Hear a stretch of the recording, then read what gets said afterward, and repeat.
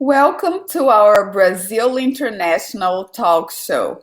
I'm Suzanne Thorson, founder and creative director of Brazilian Beat, a live entertainment company. Today, our very special guest is Miss Ellyn Okrent. She is from Florence Fuller Child Development Centers. Welcome, Ellyn. I would ask you to please further introduce yourself. Hi there. I'm Ellyn Okrent, and I'm the CEO of the Fuller Center here in Boca Raton. And we serve families that are looking for affordable childcare from 41 zip codes in Northern Broward all the way up to wherever the family can drive here from, mostly Southern Palm Beach County. And we provide affordable quality childcare and early education for children 0 to 12 years old. We provide VPK. We make sure that children are ready to enter school, able and ready to keep up with their peers. And we provide quality childcare to local elementary school children that we pick up from school on our school buses. And we provide all out of school time care, which is early release days, teacher work days, summer, winter break, spring break. The only days that we're closed are the national holidays, July 4th, Labor Day, Thanksgiving, and we close between Christmas and New Year's. Other than that, we're open from 7:30 in the morning until 5:30 at night. And we are here to provide a full array of family support services and childcare to every child who we believe is deserving in our community. Thank you. That's so important, right? For the parents to be able to work with peace of mind, knowing that their kids are taken care of. And I imagine that a lot of minorities are supported by that, the Brazilian, Hispanics, and do you have a lot of different? Absolutely. I have a PowerPoint, and if we go through it, it basically shows us the breakdown. I think that you'll see that we are an extremely diverse center, and we have really good outcomes, and we're very inclusive, and you'll see exactly what families and who attends here. Excellent. So let's launch your PowerPoint. And that would be great. Yeah. All righty. So we started in 1971, and we've been in the community. You can go to the next one. And we've been in the community. You can go to the next slide. We've been in the community for 50 years. Our mission is to empower, embrace, educate, and empower hardworking, under-resourced families and their children so that they can reach their full potential. And we do that through maybe our PowerPoint. There we go. So we have been here for 50 years. We started serving 22 children in 1971, and now we serve over 900 children a year. And we also provide a full array of family support for 600 families. We have 120 employees, and we have 2 campuses in East and West Boca Raton, and we are nationally accredited by the National Association of Early Childhood Educators. You can go to the next slide. You can go. This just gives you an idea of what our children look like. They're just beautiful, delicious children of every ethnicity and every family type, and they're just wonderful children, and this is pretty much what they look like here every day. Next. So our families are 83% minorities. They come from 32 countries. They speak 10 languages, and over half of our children are bilingual. We have a very large Portuguese population on our West Campus. It's heavily Hispanic, and I would say orange is English speaking, the light blue is Spanish, and the darker is Creole, and the middle is Portuguese. And most of the Portuguese speaking families are on our West Campus, where more of those families live in this community. Next. So 47% of our families are single parents, 10% live in non-traditional homes, and a very interesting fact is 35% of our children are diagnosed as special needs. Often they are special needs when they come to us, but by the time they go to kindergarten, they have caught up and they are ready to be in a typical classroom with their peers. Next. This is just how sometimes some of our families come to us, because it doesn't matter. They want their kids to have a better circumstances than they've had. So even if a family has to come by bicycle, they are determined and will get their children here. Next. So our families are hardworking, and they have multiple jobs. Many of them are self-employed. They work in grocery stores, they work in doctor's offices, they work in our hospitals. Many of them are in the hospitality industry.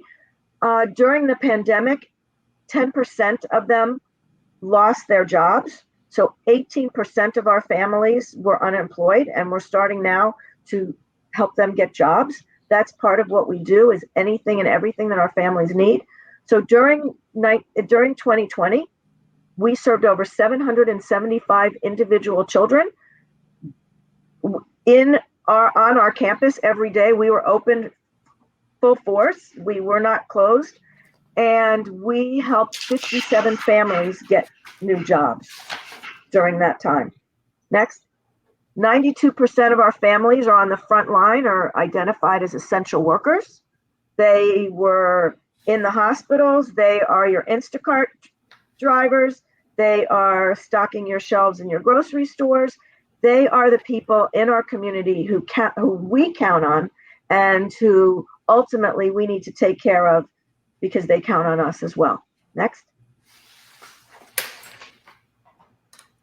So many of our families are struggling, and 98% of our families are low income. And what we do for those families, as you can see in the picture, is not only do we provide quality childcare, but we provide family care. So if a family member has lost a job, if they're having a health issue, if they're having issues with their children, if they're having issues with their families and trying to get services for their parents, whatever an individual family needs, we have a family support team of 6 individuals and a director, who really work with the parents to help them access the services and the economic assistance that they might need, so that they remain safe and stable and healthy so that they can take the best care of their children and also be the best employees for our economy here locally in our community. Next. So all under one roof, we provide, like I said, quality early education, nutritious meals, after school, out of school programming, and we provide health and behavioral health screenings and family support. Next. We provide services for infants. Next. Toddlers are those from walking to 3. We serve 264 of those children every day. We provide physical, social, emotional, and intellectual developmental programming. Next, pre-K. We serve 125 children, getting ready to send them off, able and ready with every one of the skills and the talents they need to be successful for a lifetime of learning. So we provide health and developmental screenings, a holistic curriculum, including literacy, math, technology, and the arts. And we send our babies off to a world of their future, and they are well prepared. And there's a lot of studies that really indicate that if children go to school ready and are able to read and succeed by 3rd grade, the chances are that they will graduate from high school and they will be able to move on and contribute back to our community. So our tagline is tomorrow begins today. And if we are going to really make a difference in this community and survive and reopen our economy and be successful, we need to start where our children are little and where their brains are developing at the fastest rate. And we can make a difference in the lives of not only our children, but for this entire community as a whole. Next. So after school, there's right now 200 children that come from 12 local elementary schools. They get help with their homework, they get tutoring, mentoring, and all of the extracurricular activities that our children deserve and should have. Next. And here's what makes us different. We provide a full array of family support. We do literacy. We ensure that families have opportunities to Learn English as a second language. We teach parenting and stress management, on-the-job training, financial literacy, budgeting, purchasing, the difference between purchasing and leasing, learning how to really use credit or not use credit. We teach them how to read labels and nutrition labels. We provide case management. We provide crisis intervention and continuing education and job placement and job training here. So we do all of those things so that we can ensure that our families are stable. A flat tire could really cause one of our families to end up homeless. Sometimes we don't realize that it could cause somebody who is working on an hourly job, if they don't get to work on time because they've had a flat tire or they can't get their child to childcare, they lose their job. And if they lose their job, they lose their home. And it could be really, really serious. So what we do is provide that support system for our families to ensure that they are stable and taken care of as well. Parenting's a tough job. Next. We've also just started a teen leadership group where we are bringing teenagers in to work with our littles. We call them the bigs and the littles. And our teens are getting the opportunity to develop the soft skills that they need for future success and for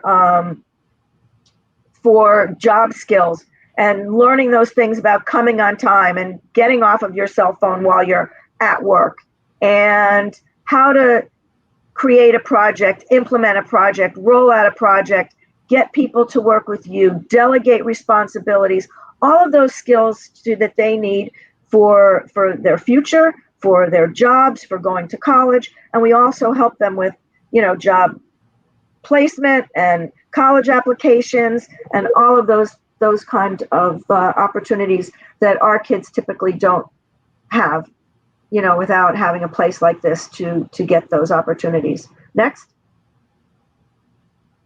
So we have a video that I think can really tell you a better story than I can. So if you'd go ahead and roll it, here we go.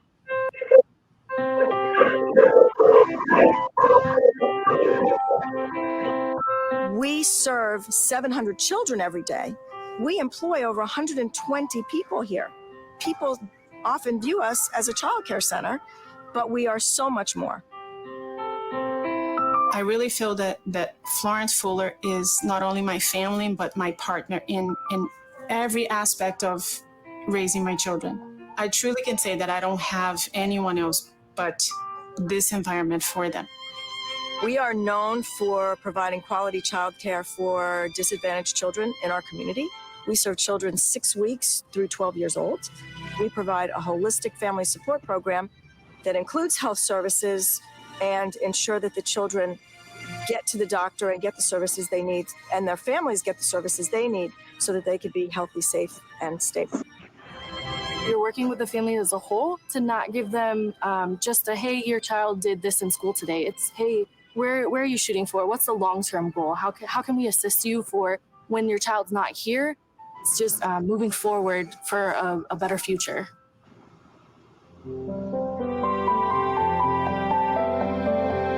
We provide different classes for the parents as well. So we provide parenting, we provide domestic violence training, child abuse training, we provide financial training.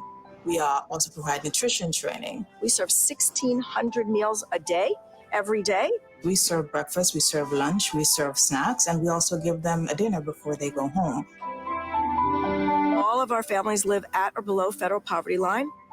Only about 28% of children who grow up in a low-income family are ready to enter school on the same playing field as their middle and upper class peers. So 92% of the kids that leave here go to kindergarten, tested in their kindergarten class in the first semester, school ready.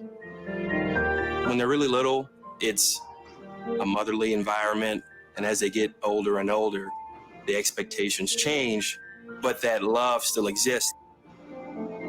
My son, when he first got here, he's been diagnosed with being a spectrum of autism.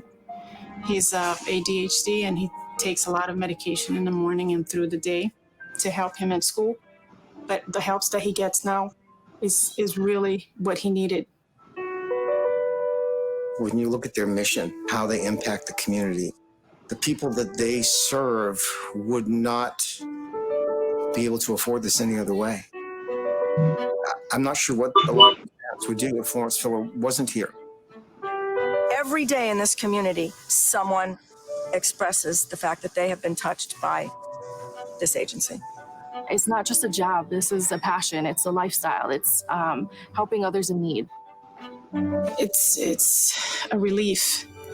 I know that when they're here, I can work and I can, do well because I know that they're in a good place.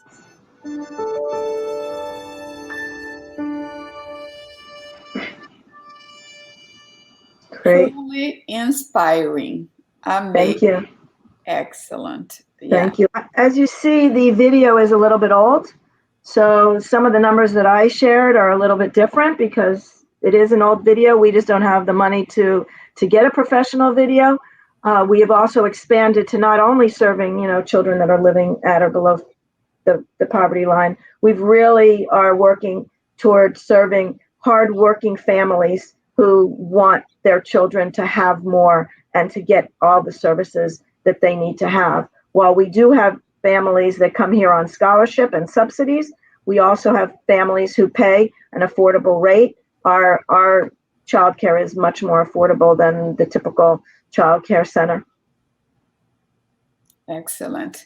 So I would invite now, let's debate a little bit. I'm sure that Mary Sol also would like to, probably she has some questions. I have a bunch already.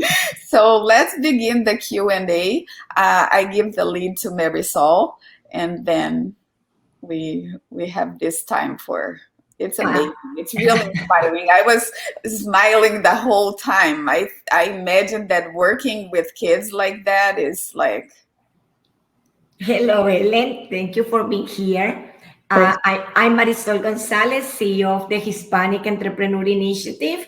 And so I'm so appreciate all the work that Florence Fuller does for every child, but especially for those minority that need it so much. The Fuller Centers is one of the most beloved organizations in our community, and every accolade they have truly earned it through their work and their ethics. And I appreciate you being here, Ellyn. I was looking at the video and I was thinking something that makes the Fuller Center different is that proposition of value they bring not only for the children but for the family as well. That support, that because the child, if they don't have an environment that will help them develop, even if they do really well at the school, they won't be able to succeed. So Florence Fuller works 360 with both sides, and that's why I really like it. Now I have this question. In all the programs that you have, you are helping them get prepared for work.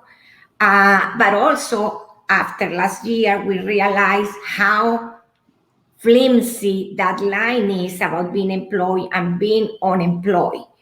Do you have, or do you think it would be useful to partner with somebody like the Hispanic Entrepreneur Initiative and create programs to teach these parents to build their own businesses and maybe stop being paid the minimum wage and create a self-sustaining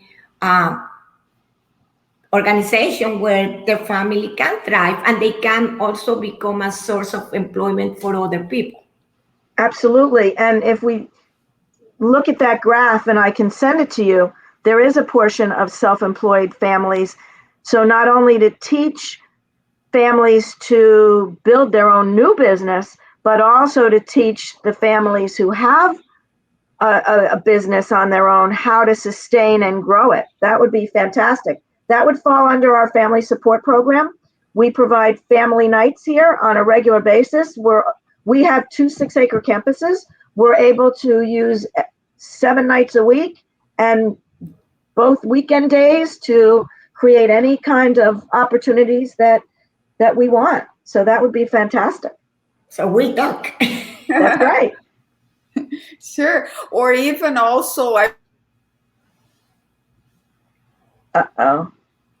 right?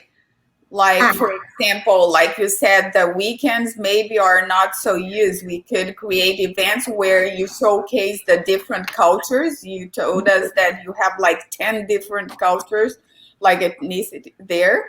So imagine we would, for example, Brazilian Beat, my company, we showcase Brazil and Argentina. So we have samba and salsa and tango. So if we could create something and then raise money for the institution, is this something that is important? Also fundraisers, or you Absolutely get direct like funding? Absolutely. We have to raise $3 million a year to subsidize the program that we provide. Our contracts that pay for services and the amount that we get from our parents only covers 50% of the actual cost of the services that they receive. So we raise money and have to earn money and have to beg for money, pardon my terminology, but we need to be able to find financial support, word of mouth support in any way through, any community events or just partnerships, which we welcome. So this being said, besides your employees, do you welcome volunteers? Absolutely. We probably have about 200 volunteers on a regular basis. We have volunteers that come and work with the kids. We have volunteers that help in the office. We sometimes have volunteers that help in our kitchen. We have volunteers that help us with technology. We have a mentoring program. The thing that's different between mentoring and volunteering is that a mentor needs to commit to either one child or a couple of children and make that total commitment to a relationship with a child for a year. And we also have volunteers that we need for our events. So when we do a fundraising or a community awareness event, that they help work that event. we also desperately need ambassadors who become really the word of mouth, and our speakers bureau out in the community who become educated on what we do and go out into the community and make introductions to businesses and philanthropists to share our mission. Because truly what we do here is the foundation of a healthy economy. And if we're going to reopen after this pandemic, we have got to firm up our quality childcare and places like the Fuller Center. We're not the only place, but we do provide this holistic family support that really gives back and enhances the vitality of our community. Ellen, and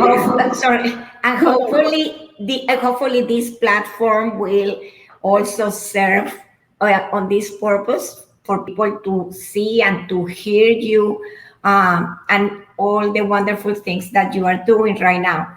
I have a question. It is very important for a nonprofit organization, the support from corporations. And I know, again, last year, many nonprofits went through a period of dry spell with sponsorships. And how do you see, number one, this year moving forward? And second, do you have corporations that maybe want to support a specific program? Since this is the Brazilian Hispanic group, maybe corporations that want to support, the English as a second language program or something like that. There's all kinds of grants and opportunities, and we'd have to look. What I do with corporations and foundations and those kind of things is I look at what they're interested in, and there are places that do have that interest, and we would have to really look at that. But there are, that opportunity is absolutely open, Marisol. Yeah, I think it's worth looking into that. And we also partner, Boca Helping Hands, not to throw them an extra plug, but of course I do. We partner with everyone. We can't do this alone, and our families need an array of support services. So we don't do it all. We just make sure that our families get it all. And the way we do that is we bring in the expertise from our community, and we find out who is doing ESOL classes or who will send a teacher over here to work on our campus. They're not necessarily our employee, but our families are getting those services. So it's all about developing relationships and partnerships and collaborating in a genuine, honest manner. Yeah, I see that 50% of the kids are bilingual. Mm-hmm. So I imagine that, on the short term, mainly on the early years of development, this may, cause some little problems at how to adapt, and how is for you on your centers to adapt so many kids of different backgrounds, different cultures, and does it go smoothly? It's actually quite amazing and fun, and it's not really a challenge. I'll give you a challenge, and it is another language. Mm-hmm. I want to say about 3 years ago, many Portuguese families or people that spoke Portuguese moved into the West Boca area, and we got an influx out of the clear blue, and we didn't necessarily have enough staff to manage that, but we did it. And you know what? The kids did fine. So what we do is we use the kids to talk to the parents, and the kids teach the parents, and you know how that works. It works generation after generation. But we had another challenge, and one of the pictures that was in my PowerPoint, we had a family that has 3 deaf children, and this mom was looking everywhere in this community for a childcare center that would take her children. And she was refused by everyone everywhere because they couldn't communicate with those kids. We took those kids, and guess what? we didn't know how to communicate with them either. But you know what we did? We figured it out. We have a person in our kitchen who is deaf and uses sign language, and she had a young daughter, and we brought her young daughter in who knew sign language and understood the deaf culture. So her young daughter helped us with the children, because we couldn't afford to have somebody that was certified in American Sign Language. But you know what we do? We figure it out, and we meet the needs of the children and the families who come here and need our help. No, it's amazing. I know a lot of families that here in the United States, for example, I have a friend, she's Brazilian, the husband is German, and of course in the United States you speak English. So the kids are fluent in 3 languages. That's and wonderful. What I have seen is that it's awesome for the kid, but on the beginning, on the early years of development, they take longer to really achieve, because they are processing so many things. Right. You know? Exactly. Yeah. And you know what? The most impressive thing is and we're not going to have a formal graduation this year either. It's a shame. But during our graduations, we have children who do a speech in front of 300 people in 10 different languages. That's amazing. Russian, Hebrew, Portuguese, Spanish, all the languages. They get up and it's so heartwarming. It's incredible to watch these little children give a speech in their native languages. I believe the most important thing is when you see a child from Fuller, now the Fuller Centers, you see a happy child, you see a healthy child, and that is the goal. And when you see them on stage and when you see them playing, you see what there is a whole community behind them and behind the family. And that's how life is, you know, this globalization, everyone together. That's what we always talk about, but not always you see. So it is amazing that you have a mini world there. We do. We have a mini world. Our staff is also as diverse as our kids. We have employment opportunities all the time. If there are people that are interested in making a difference and working with children, there's usually a job open. There's always a job open here. You know, we have 120 job slots. We're getting ready for summer camp. We probably have some slots open for children who need something to do for the summer. We've managed this pandemic. We were open, like I said, you know, fully brick and mortar since June 1st. We have had no spreads. We've had plenty of COVID here, but what we've done is we've isolated that one person, and it hasn't spread and no one caught it from each other. And we have stayed open in a healthy way the entire year of this pandemic. And here we are to talk about it. And I'm sure that you were crucial for like parents that were on the front line. Absolutely. Nurses, and that they Yes. had a place to leave their children to be able to be working for the community. Yeah. Ellen, something that was brought up to us a few days ago is the issue that is happening now with restaurants and other kind of businesses that cannot find employees. There is a whole debate about why that is happening. But I believe sometimes it's not as black and white like people put it. Oh, it is because they are receiving money this way or the other. I believe one of the factors is that childcare is so expensive that this year of pandemic, people realized, you know, it was cheaper for them to be at home and keep the child than to take them to a childcare. One of those businesses came to us and said, but what do we do? So I said, well, look into what is the real cost.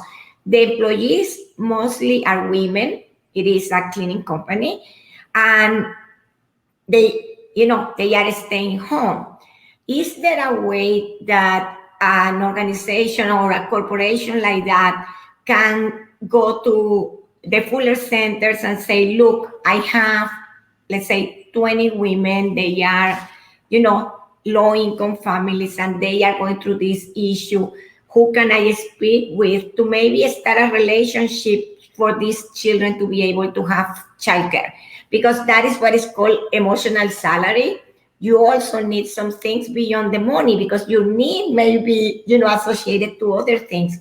And the service you provide is so unique in a way right now, because it's so complete, that many people would be lucky to be part of that, but people don't even know what the Fuller Center does. So if a company or a person wants to enter the Fuller Center and find out who is the point person, what would you say is the process? They should call the main number. You bring up a very interesting issue, because childcare is in crisis as well, along with the restaurants and everyone else, because we pay a very low wage. So our teachers aren't making more than people that are cleaning homes and those low income families. And the silver lining, I hope, from this is that they're realizing that childcare is an essential service. Mm-hmm. And while they gave $1,000 to the teachers in the schools who weren't working this entire time, or they were working virtually, but they weren't on the ground, and they're all getting bonuses and they're all getting $1,000 and all of that, but childcare teachers aren't getting that.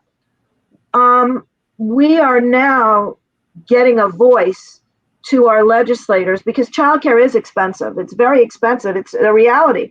You don't get it for free. We have to pay insurance. We have to pay for our building. We have to pay salaries to our teachers. But the salaries that we pay to our staff aren't necessarily a living wage either.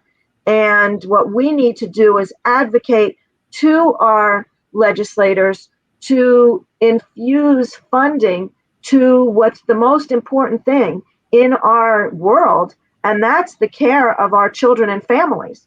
And if our children and families don't have a safe place to be, then our economy is not going to be healthy and our community is not going to be healthy. So this is a very interesting point that we are working on. I just got off a call with Lois Frankel, our representative, and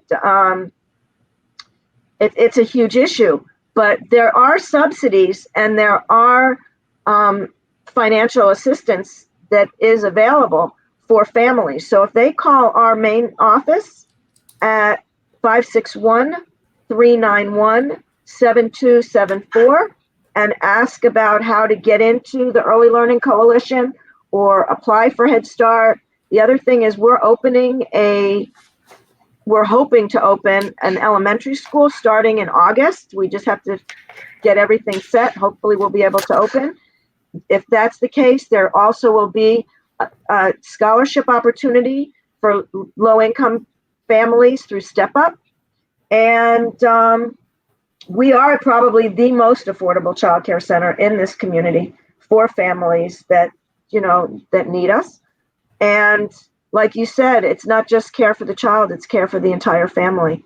So businesses might want to help their families. The other silver lining is the tax break that is coming down with $300 per child per family, which really is a lot of money that can be used for childcare. So what you want to do is encourage all the people that you know to get their tax returns in, because once their tax returns are in, then that $300 a month per child, or the $300 per child, however it works, I can't remember, will start to come to those families, which will alleviate a lot of their financial pressures.